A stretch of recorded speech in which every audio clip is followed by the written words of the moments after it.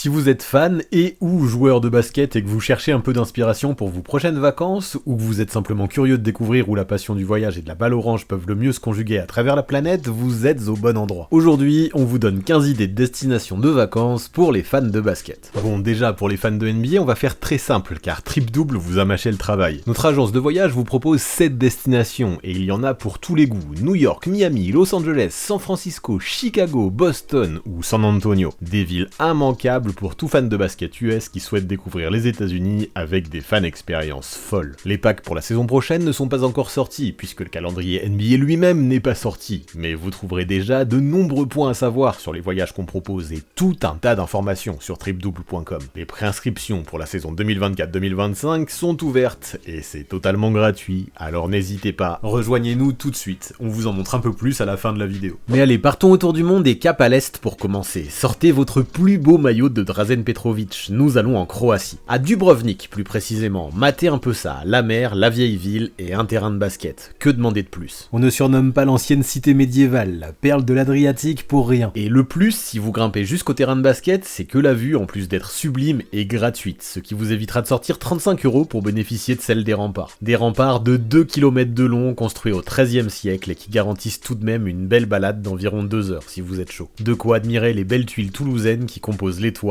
et bien profiter du panorama. Toute la ville est un bijou d'architecture. D'ailleurs, les remparts et le centre historique sont tous les deux inscrits au patrimoine mondial depuis 1970. Des épisodes de la série Game of Thrones y ont aussi été tournés. Si vous êtes fan de la série, vous y reconnaîtrez la ville fictive de King's Landing. Mais si vous préférez rester sur le terrain de basket, sachez qu'il est même équipé d'un éclairage pour la nuit, et il paraît qu'il y a toujours au moins un ballon qui y traîne. Dans le doute, vous pouvez toujours aller faire un tour dans la rue Straden, l'artère commerçante de la ville, pour essayer d'en trouver un. Ce sera aussi l'occasion de déambuler un peu au gré des ruelles adjacentes. Les restaurants et les hôtels ne manquent pas, et puis il y a la possibilité d'aller piquer une tête sur l'une des plages de sable aux alentours. Vous pouvez aussi faire du kayak du côté du vieux port, ou faire la visite de la forteresse, des différents musées ou monuments historiques, voire prendre le téléphérique pour atteindre les sommets du Mont Srud, situé à 405 mètres d'altitude. Mais la meilleure idée, c'est de partir découvrir les îles à proximité. Mais pour trouver le terrain de basket, rien de plus simple, il suffit de taper Dubrovnik Old Town Basketball Court dans Google Maps. Pour les intéressés, vous trouverez aussi un autre terrain à 10 minutes à pied du centre, à 2 pas de la mer, dans le joli parc de Bogischew, avec parking, supermarché et même un bar juste en face, s'il vous plaît. Next stop, Tokyo, et oui, grosse culture basket au Japon également. On rappelle que le pays qui a vu naître le manga culte Slam Dunk en 1990 a accueilli les JO, la Coupe du Monde et plusieurs matchs de pré-saison NBA ces dernières années. Alors ce ne seront peut-être pas vos vacances les plus reposantes, mais visiter la mégalopole nippone, c'est une claque garantie. Du monde et des lumières partout, une gastronomie considérée comme l'une des meilleures de la planète, un contraste saisissant entre modernité et tradition, et une ambiance de film, en particulier la nuit. Il y a le quartier de Shibuya, avec son fameux passage piéton immense, ou bien son parc Yoyogi-Koen, Akihabara pour tout ce qui est électronique et animé, ou encore Shinjuku avec ses karaokés, ses restos et ses bars parfois minuscules installés dans des labyrinthes de petites rues. Que vous soyez plus Fast and Furious Tokyo Drift, le voyage de Chihiro ou Lost in Translation, vous y trouverez votre bonheur. Pour ce qui est du basket, on y trouve quelques bons playgrounds, et il y a même plusieurs groupes de pick-up indoor ouverts à tous. Les streetballers, eux, ont plutôt l'habitude de se retrouver à Yoyogi Park, où sont souvent organisés des tournois. Okobu Park est assez populaire également, surtout depuis que le terrain a été rénové en 2022, grâce à un partenariat entre la fondation de KD, celle de Touquet et une association locale. Il y a aussi le Komazawa Olympic Park et ses 8 terrains, ou encore Hoop City, un demi-terrain en mode rooftop, mais dont l'accès est payant, et la surface 100% synthétique. À l'image du terrain du joueur de 3-3 et TikToker aux 1,8 million d'abonnés, Yasuo Ijima, situé lui à Saitama, au nord de Tokyo. Au nord de Tokyo, ouais, et si tout va bien normalement, au sud de votre vidéo, en bas plus précisément, vous trouverez le bouton s'abonner. Si vous aimez notre boulot, on vous invite largement à cliquer dessus, ça nous apporte une force incroyable, on compte sur vous. Poursuivons, à 4h30 d'avion au sud du Japon se situe un autre archipel encore plus fou de NBA, les Philippines. Il y a les plages paradisiaques bien sûr, et difficile de ne conseiller qu'une destination de ce côté-là, quand on sait que le pays compte plus de 7500 îles et îlots, entre paysages lunaires, volcaniques et eau turquoise. Les plus connus sont Boracay, Palawan, Coron ou encore Panglao. Elles raviront les amateurs de randonnée, au cœur de réserves naturelles dignes de Jurassic Park, de plongée ou tout simplement de farniente. Mais c'est à Manille, la capitale, que vous trouverez la plus forte effervescence pour le basket, qui est tout simplement le sport numéro 1 du pays. Il faut dire que l'archipel, d'abord gouverné par l'Espagne, a été sous contrôle américain de 1898 à 1946, année de son indépendance. 2 ans plus tard, la nation devenait la première à inscrire 100 points dans un match olympique. Manille donc, où l'on voyait Kobe Bryant accueilli comme un dieu vivant.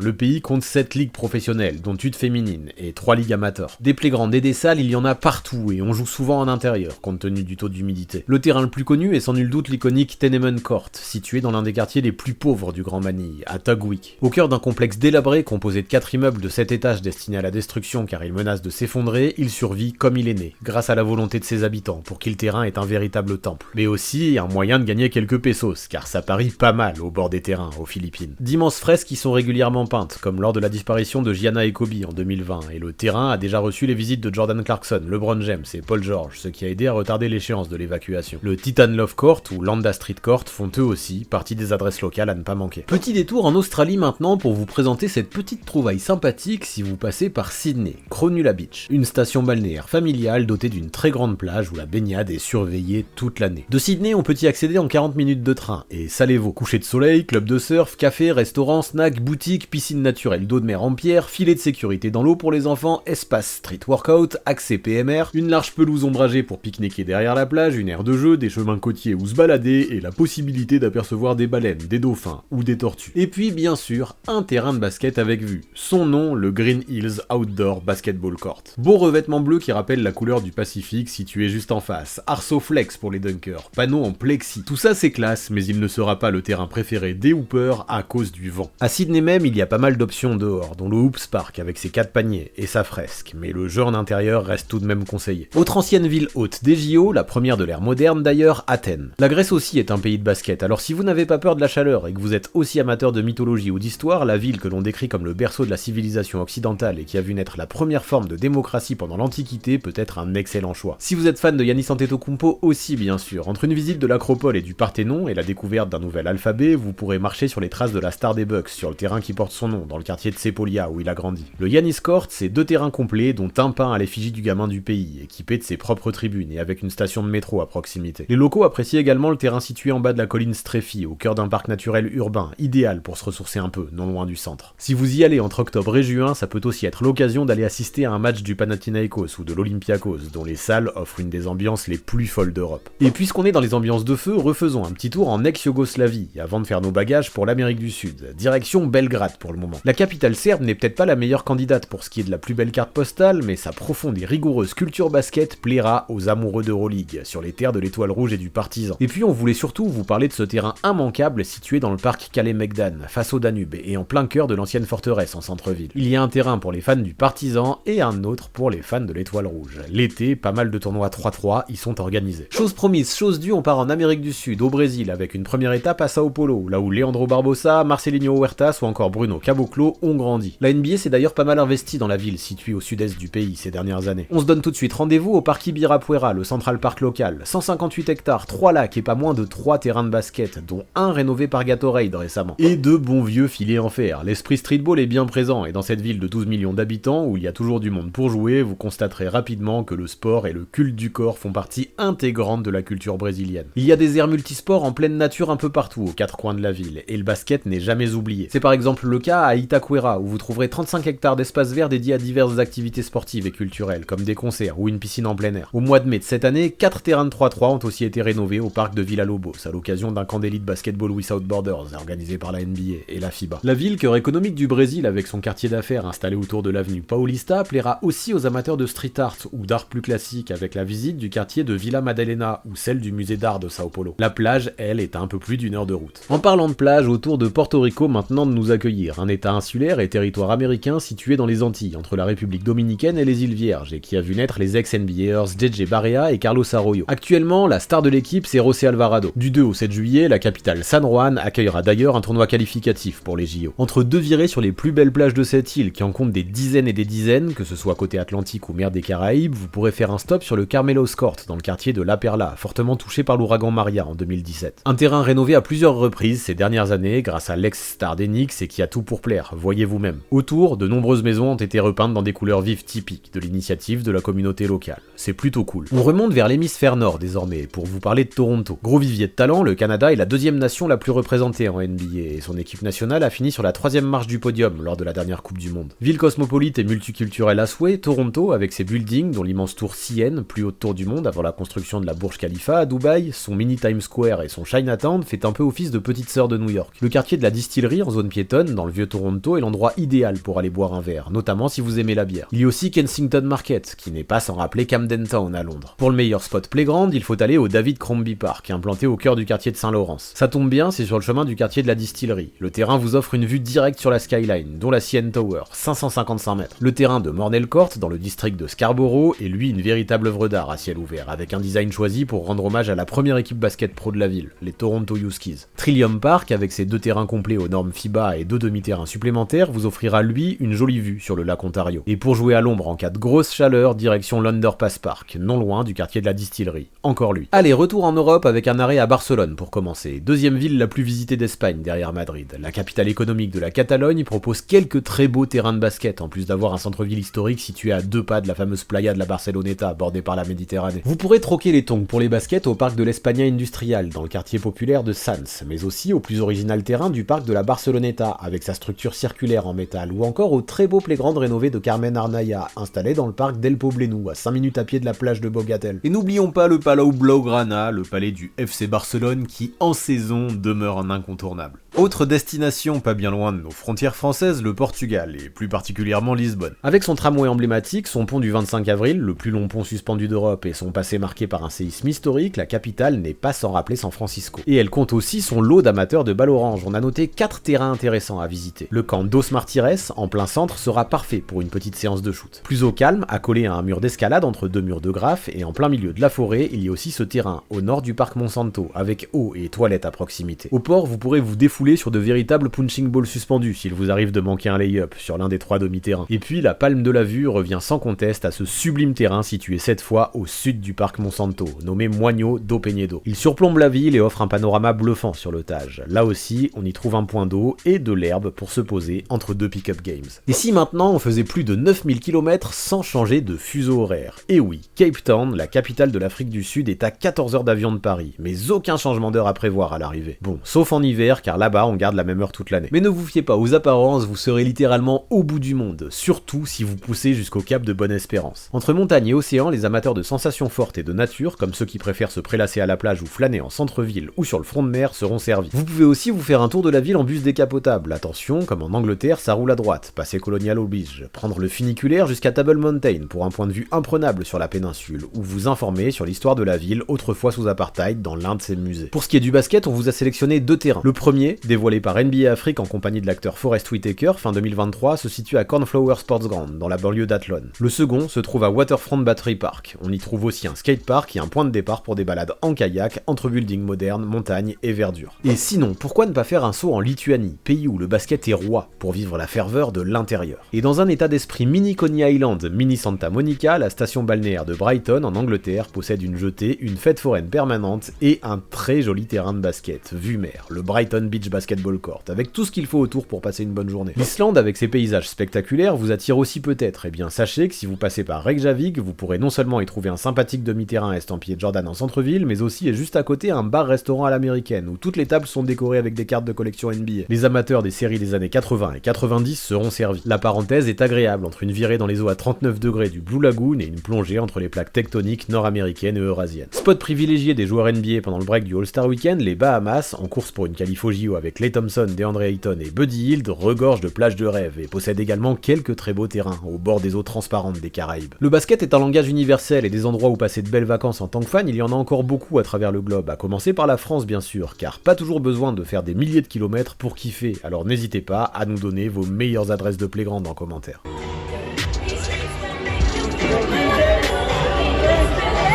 Je viens de check les James.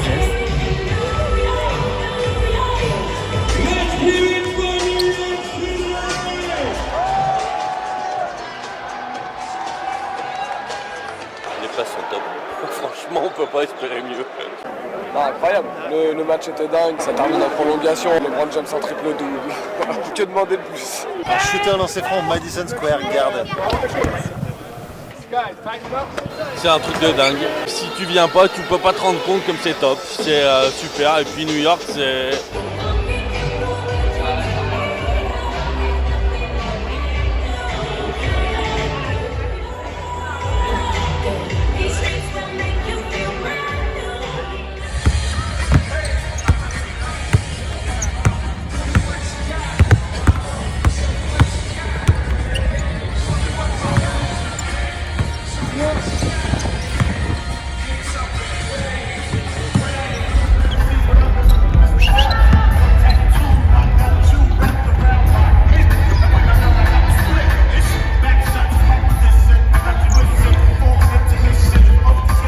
passe bien? Oui.